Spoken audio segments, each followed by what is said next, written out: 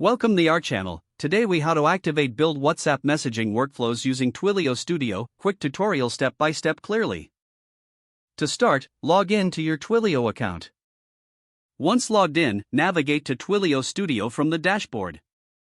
Click on the Create a Flow button to begin building your workflow. You will be prompted to name your flow. Choose a descriptive name that reflects the purpose of your WhatsApp messaging workflow. After naming your flow, select the Start from Scratch option. This will take you to the flow canvas, where you will design your workflow. Drag the incoming message widget onto the canvas. Connect it to the start point of your flow.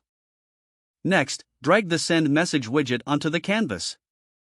Connect the incoming message widget to the Send Message widget.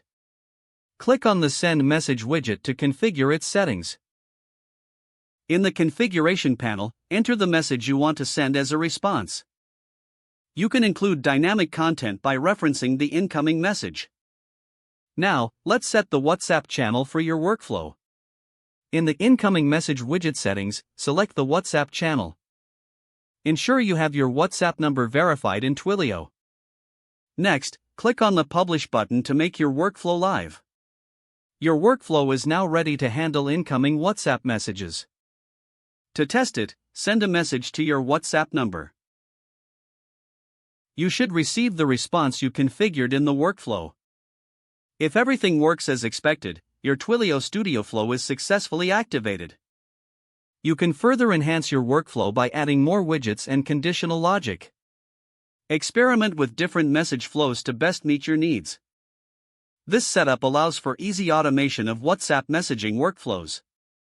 If the page does not load, refresh the browser or try again in a private or incognito window.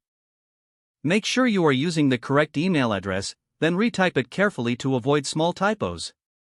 If your password is not accepted, use the reset option and create a new strong password you can remember. Don't forget to like this video and subscribe to our channel for more step-by-step tech guides.